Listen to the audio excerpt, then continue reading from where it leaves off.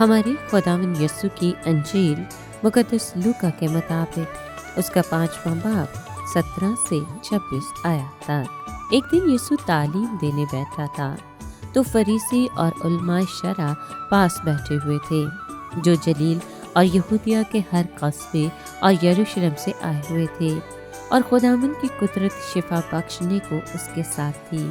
اور دیکھو کہ کئی مرد ایک شخص کو جو مفلوج تھا چارپائی پر لائے اور چاہتے تھے کہ اسے اندر لا کر اس کے آگے رکھے، مگر ہجوم کے سبب اسے اندر لے جانے کی راہ نہ پائی۔ تب کوٹھے پر چڑھ گئے اور کپڑوں میں سے اسے چارپائی سمیت بیچ میں یسوع کے سامنے اتار دیا۔ اس نے ان کا ایمان دیکھ کر کہا، اے آدمی، تیرے گناہ معاف ہوئے۔ اس پر فقیہ اور فریسی سوچنے لگے، یہ کون ہے جو کفر بکتا ہے؟ خدا کے سوا اور کون گناہوں کو معاف کر سکتا ہے؟ مگر یسوع نے ان کے خیالات جانتے ہوئے مخاطب ہو کر ان سے کہا کہ تم اپنے دلوں میں کیا سوچتے ہو؟ زیادہ آسان کیا ہے، یہ کہنا کہ تیرے گناہ معاف ہوئے، یا یہ کہنا کہ اٹھ اور چل پھر؟ لیکن تاکہ تم جانو کہ ابن انسان کو زمین پر گناہ معاف کرنے کا اختیار ہے۔ اس نے اس مفلوج سے کہا، میں تجھے کہتا ہوں، اٹھ اور اپنی چارپائی اٹھا کر اپنے گھر چلا جا۔ اور وہ فوراً ان کے سامنے اٹھا اور جس پر پڑا تھا اسے اٹھا کر خدا کی تمجید کرتا ہوا اپنے گھر چلا گیا۔ تب وہ سب حیران ہوئے اور خدا کی تمجید کرنے لگے اور بہت ڈر گئے اور کہنے لگے کہ آج ہم نے عجیب باتیں دیکھی ہیں۔ پاک کلام کے پڑھے اور سنے جانے پر خدا ان کی برکت ہو۔ خدا کا شکر ہو۔ عزیز دوستو، آج کے کلام میں ہم دیکھتے ہیں کہ یسوع مسیح کا چرچا دور دراز علاقوں میں ہو گیا۔ وہ جہاں کہیں بھی ہوتا، لوگ ان سے تعلیم اور شفا پانے کے لیے اس کے پاس جاتے۔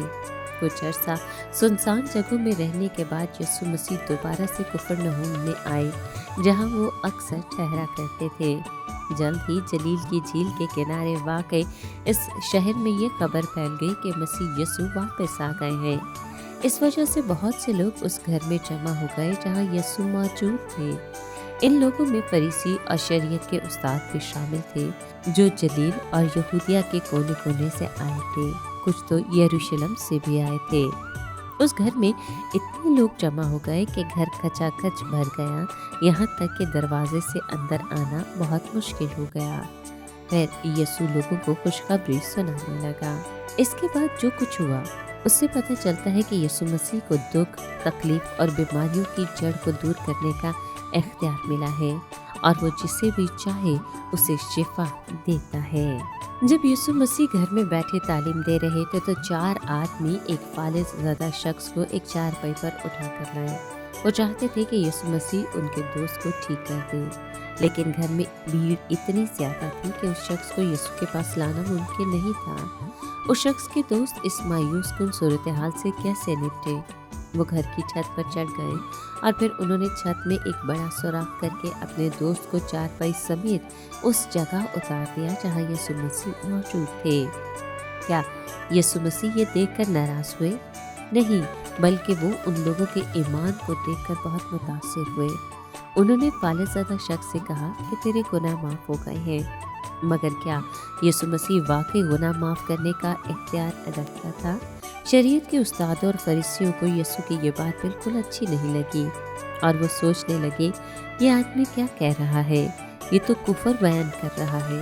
بھلا خدا کے سوا بھی کوئی گناہ معاف کر سکتا ہے؟ یسوع مسیح جانتے تھے کہ وہ لوگ کیا سوچتے ہیں، اس لیے انہوں نے کہا، آپ اپنے دل میں ایسی باتیں کیوں سوچ رہے ہیں؟ اس آدمی سے کیا کہنا زیادہ آسان ہے کہ تیرے گناہ معاف ہوئے، یا اٹھ اپنی چارپائی اٹھا اور چل پھر؟ بلا شبہ یسوع مسیح اس قربانی کی بنا پر جو انہوں نے دینی تھی اس شخص کے گناہ معاف کر سکتے تھے۔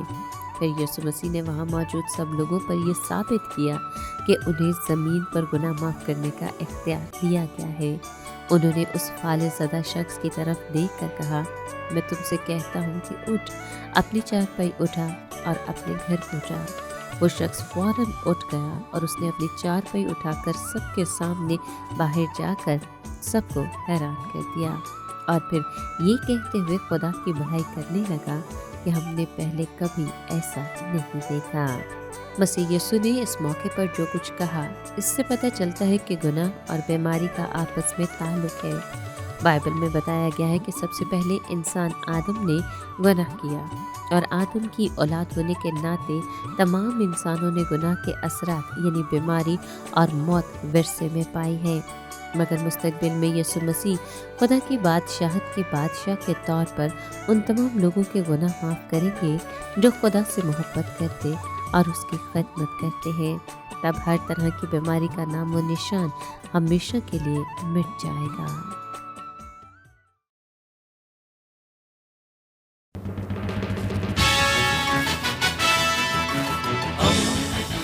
دوستی کا پیمبر، ریڈیو ویریتاس ایشیا۔